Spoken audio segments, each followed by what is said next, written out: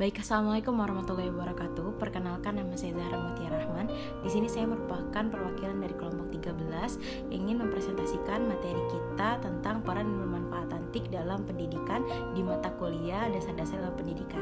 Nah, anggota dari kelompok ini yang pertama yaitu ada Sylvia Rahayu dengan NIM 21231099. Lalu selanjutnya ada Siti Fadilah Nuraini dengan nomor NIM 21231100. Lalu ada Syifa Nur Azizah dengan nomor NIM 21231101. Dan saya sendiri Zahra Mutia Rahman dengan nomor NIM 21231112. Nah, jadi yang pertama materi kita yaitu tentang pengertian TIK. Nah, TIK yang atau biasa kita kenal dengan teknologi informasi dan komunikasi merupakan suatu media atau alat bantu yang digunakan untuk mentransfer data, baik itu memperoleh suatu data maupun membagikan suatu data atau informasi kepada orang lain. Nah, TIK ini juga dapat digunakan sebagai alat komunikasi satu arah maupun dua arah. Nah, jadi TIK ini merupakan perluasan dari teknologi informasi dan juga teknologi komunikasi, di mana kedua hal ini saling berkaitan di dalam pemanfaatan TIK. Nah, jadi TIK ini menjadikan manusia yang memperoleh informasinya harus pandai mengidentifikasi, mengklasifikasi, mengorganisasi, merangkum, dan juga mensintesa bagaimana informasi tersebut dapat diterima. Nah, jadi pada hari kali ini kita akan membahas dua materi. Yang pertama yaitu mendiskusikan peran dan juga pemanfaatan TIK dalam pendidikan. Lalu yang kedua kita akan membahas tentang pembelajaran berbasis e-learning dan blended learning. Nah, untuk yang pertama yaitu tentang peran dan pemanfaatan TIK dalam pendidikan. Jadi peran TIK dalam pendidikan ada beberapa, yaitu yang pertama TIK sebagai skill dan kompetensi. Lalu kedua ada TIK sebagai infrastruktur pembelajaran. Lalu ada TIK sebagai sumber dan bahan pembelajaran. Lalu ada TIK sebagai alat bantu dan juga fasilitas pembelajaran. Lalu ada TIK sebagai pendukung manajemen pembelajaran. Dan yang terakhir itu TIK sebagai sistem pendukung keputusan. Nah, manfaat TIK dalam mendukung pelaksanaan pembelajaran yang pertama yaitu meningkatkan kualitas pembelajaran, lalu memperluas akses terhadap pendidikan dan juga pembelajaran, lalu ada membantu memvisualisasikan ide-ide abstrak, lalu ada mempermudah pemahaman materi yang sedang dipelajari, menampilkan materi pembelajaran menjadi lebih menarik, dan memungkinkan terjadinya interaksi antara pelajar dan juga pemberian materi. Lalu dampak perkembangan teknologi dan komunikasi ini ada yang positif dan juga negatif. Yang positifnya diantaranya itu yang pertama ada saluran informasi dan juga komunikasi lebih cepat, tepat, dan akurat. Lalu selanjutnya ada aktivitas manusia lebih lancar dan dapat terpenuhi. Lalu ada selanjutnya yaitu kegiatan pembelajaran akan lebih efektif dan juga terasa lebih menyenangkan karena memanfaatkan teknologi yang dapat membantu menerangkan. Internet akan mempermudah peserta didik untuk mencari informasi atau bahan yang diperlukan untuk tugas-tugas. Lalu melalui pembelajaran jarak jauh yang kita lakukan pada saat sekarang ini akan menghemat biaya dan juga waktu untuk menjangkau peserta didik yang berada di tempat yang jauh. Tapi ada dampak negatif dari perkembangan TIK ini. Yang pertama yaitu banyaknya informasi yang kita terima menjadikan kita kesulitan untuk membuktikan kebenarannya. Lalu selanjutnya teknologi internet dia dapat disalahgunakan untuk mengakses informasi yang salah. Lalu terlalu banyaknya share di sosial media, kita akan menjadi malas dan juga tidak bertanggung jawab. Lalu adanya komentar-komentar di sosial media yang tidak baik dan akan lalu sekarang di sosial media ada beberapa orang yang tidak bertanggung jawab meninggalkan komentar-komentar jahat sehingga secara langsung akan membuat si pengguna media sosial ini terkena bullying. Contohnya seperti haters dan lain-lainnya. Nah, itulah beberapa pemanfaatan teknologi. Baiklah, saya Syifa Nur Azizah dengan NIM 21231101 akan melanjutkan pembacaan materi. Materi yang kedua yaitu pembelajaran berbasis e-learning dan blended learning. Perbedaan e-learning dengan blended learning. E-learning dan blended learning memiliki kesamaan karena menggunakan komputer dan internet sebagai perantaranya. Namun, e-learning dan blended learning merupakan metode pembelajaran yang berbeda, di mana dengan menggunakan metode e-learning, tidak adanya hubungan timbal balik dalam proses belajar mengajar, sedangkan dengan menggunakan metode blended learning, terdapat interaksi secara langsung berupa diskusi langsung dalam proses pembelajaran. Yang pertama, e-learning. E-learning merupakan sebuah sistem atau konsep pendidikan yang mempergunakan teknologi informasi dalam proses belajar mengajar. E-learning diartikan juga suatu pembelajaran jarak jauh yang menggunakan teknologi komputer, jaringan komputer, atau internet. Dengan e-learning sangat memudahkan pembelajaran dalam proses belajar dengan bantuan internet dimanapun kita berada. Adanya kegunaan atau manfaat dari proses belajar e-learning antara lain yang pertama, e-learning menawarkan fleksibilitas dalam pemilihan waktu dan tempat untuk mengakses pembelajaran. Yang kedua, belajar mandiri. E-learning memberikan kesempatan untuk belajar secara mandiri, memegang kendali terhadap keberhasilan belajar. Yang ketiga, efisiensi biaya.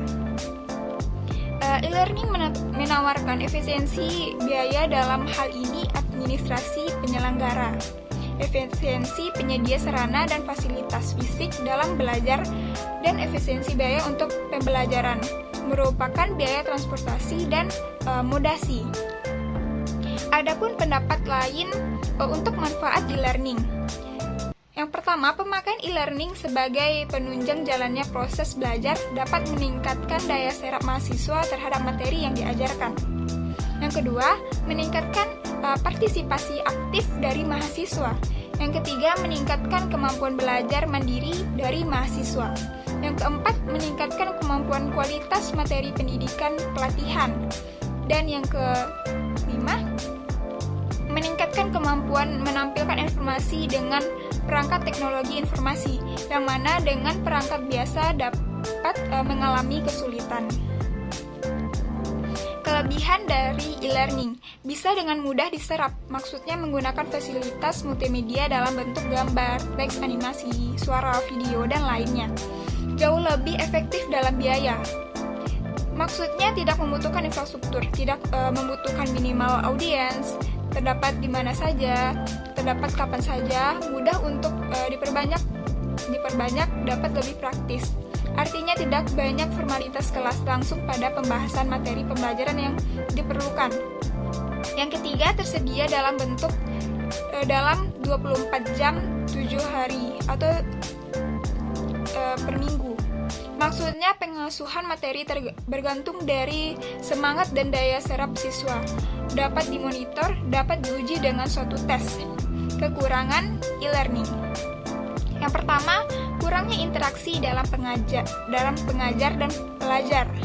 Yang kedua, cenderung mengabaikan aspek akademik atau aspek sosial, dan sebaliknya membuat tumbuhnya aspek bisnis atau komersial. Yang ketiga, proses belajar mengajar memiliki kecenderungan pada arah pelatih dibanding dengan pendidikan. Yang keempat, perubahan peran mengajar dari yang awalnya menguasai teknik pembelajaran konvensional kini harus mengetahui teknik pembelajaran yang memanfaatkan ICT atau Information Communication dan Teknologi. Yang kelima, tidak semua tempat ada fasilitas internet. Mungkin hal ini berhubungan dengan masalah tersedianya listrik, telepon, maupun komputer. Yang keenam, kurangnya sumber daya manusia yang memiliki kelebihan internet. Yang ketujuh, kurangnya pengasuhan bahasa komputer. Yang kedelapan, akses terhadap komputer yang tidak sepadan bisa menjadi masalah tersendiri untuk peserta didik. Yang kesembilan, tersedianya infrastruktur yang dapat terpenuhi. Yang kesepuluh, peserta didik dapat frustasi apabila mereka tidak dapat mengakses grafik, gambar, dan video karena peralatan yang kurang memadai atau tidak memadai. Yang ke-11, informasi yang bisa bervariasi dalam kualitas dan akurasi menjadikan panduan dari firu pernyataan dibutuhkan. Yang ke-12, peserta didik dapat merasa terisolasi. Baiklah, sekian penjabaran dari saya. Baiklah, saya Sylvia Rahayu dengan NIM 21231099 akan menjelaskan materi selanjutnya tentang blended learning. Metode blended learning adalah bentuk penyempurnaan dari sistem e-learning, di mana dengan menggunakan metode blended learning, maka pembelajaran bisa dilakukan dua arah atau lebih efektif dibandingkan hanya guru yang mengajar atau menjelaskan atau satu arah. Metode blended learning pada dasarnya adalah merupakan gabungan keunggulan pembelajaran yang dilakukan secara tatap muka dan secara virtual. Blended learning merupakan sebuah kemudahan pembelajaran yang menggabungkan berbagai cara penyampaian, metode pengajaran, dan gaya pembelajaran. Metode blended learning dijadikan sebagai elemen utama dalam interaksi sosial. Hal ini dilakukan untuk membantu siapa saja, terutama siswa atau peserta didik, untuk tetap belajar tanpa terpaku pada tempat dan waktu. Manfaat blended learning. Yang pertama, lebih fleksibel. Seperti yang sudah dijelaskan, metode pembelajaran blended learning yang menerapkan pembelajaran kombinasi antara daring dan tatap muka membuat siswa dapat belajar dan mendapat materi lebih fleksibel. Tidak berpatok pada waktu dan tempat, berbeda dengan pembelajaran terdahulu, yakni tatap muka dan harus datang ke sekolah. Yang kedua, efektif meningkatkan hasil belajar siswa. Setiap siswa memiliki kekurangan dan kelebihan masing-masing dari mode pembelajaran, baik secara daring maupun tatap muka. Oleh sebab itu, metode blended learning yang merupakan gabungan metode-metode pembelajaran yang akan diterapkan dirasa lebih efektif untuk meningkatkan hasil belajar pada sebagian besar siswa. Yang ketiga, meningkatkan keterlibatan siswa. Selain itu, metode blended learning juga akan memudahkan siswa untuk terlibat di dalam pembelajaran. Saat ini kebanyakan siswa sudah akrab dengan kemajuan teknologi yang diterapkan di dalam kehidupan sehari-hari. Oleh sebab itu, menggunakan teknologi saat belajar membuat siswa lebih dimudahkan dan juga bisa terlibat secara penuh di dalamnya. Yang keempat, meningkatkan kepuasan belajar siswa. Dengan metode blended learning, dirasa siswa mampu meningkatkan kepuasan terhadap pembelajaran blended learning dan hasil belajar mereka. Hal ini karena dari awal siswa sudah memahami dan mengetahui bagaimana alur pembelajaran yang akan diterima, mulai dari apa yang diharapkan siswa hingga capaiannya, sehingga siswa mampu mencapai tujuan belajar dengan baik. Yang kelima, meningkatkan partisipasi siswa. Pada pembelajaran tradisional yang harus menuntut siswa untuk datang ke kelas, biasanya siswa hanya lebih banyak berperan pasif di dalam kegiatan belajarnya. Hal ini karena sistem pembelajaran tradisional memang berpusat pada pengajar saja tanpa melibatkan siswa. Oleh karena itu, metode blended learning ini memicu siswa lebih aktif, sehingga peristiwa kepasifan siswa tidak akan sesering mungkin ditemukan. Siswa mampu mengakses materi dan aktivitas pembelajaran masing-masing sehingga siswa dituntut untuk aktif dalam belajar. Sekian penjelasan dari saya. Baiklah, saya Siti Fadila Nuraini dengan NIM 21231100 akan melanjutkan materi berikutnya. Tantangan dalam metode blended learning. Bergantung pada teknologi, metode pembelajaran blended learning yang merupakan kombinasi pembelajaran secara daring dan pembelajaran tatap muka ini masih bergantung pada teknologi. Sekolah yang mulai menerapkan metode blended learning harus memiliki alat, fasilitas, atau infrastruktur serta dukungan keuangan yang mendukung untuk memenuhi kebutuhan. Membutuhkan pengetahuan teknologi yang mumpuni. Tak hanya siswa saja yang dituntut menguasai teknologi yang digunakan, guru juga dituntut harus mampu menguasai teknologi yang digunakan untuk pembelajaran guna mengatur segala kegiatan dalam proses belajar mengajar. Guru juga diharapkan mampu mengevaluasi dan memanfaatkan data untuk mengatasi kesenjangan dalam hasil pembelajaran siswa. Namun, berbagai kelemahan-kelemahan tersebut tetap bisa diatasi jika dilakukan persiapan yang matang, baik mulai dari mempersiapkan alat-alat, pelatihan untuk guru, siswa, atau bahkan orang tua siswa. Ketika semua persiapan sudah mumpuni dan baik, maka pembelajaran blended learning dapat belajar dengan efektif dan efisien. Selanjutnya, jenis-jenis blended learning. Yang pertama, Station Rotation Blended Learning. Station Rotation Blended Learning adalah penggabungan ketiga stasiun atau spot di dalam 1 jam tatap muka dan kemudian dibagi menjadi 3 bagian. Yang kedua, Laboratorium Blended Learning, yaitu memungkinkan siswa memiliki kesempatan untuk memutar stasiun melalui jadwal yang telah ditetapkan, namun dilakukan menggunakan laboratorium khusus. Yang ketiga, Remote Blended Learning atau Enriched Virtual. Metode pembelajaran remote blended learning atau enriched virtual ini siswa dituntut menyelesaikan pembelajaran daring dan mereka bisa hanya melakukan pembelajaran tatap muka dengan dosennya sesuai kebutuhannya saja atau sesekali. Yang keempat, Flex Blended Learning. Flex Blended Learning ini termasuk di dalam jenis model blended learning yang mana pembelajaran daring menjadi inti atau hal utama sehingga menjadi tulang punggung pembelajaran siswa. Meskipun begitu tetap masih didukung dengan aktivitas pembelajaran tatap muka atau luring. Yang kelima, Flipped Classroom Blended Learning. Flipped Classroom Blended Learning ini merupakan versi yang paling banyak dikenal dan juga dilakukan.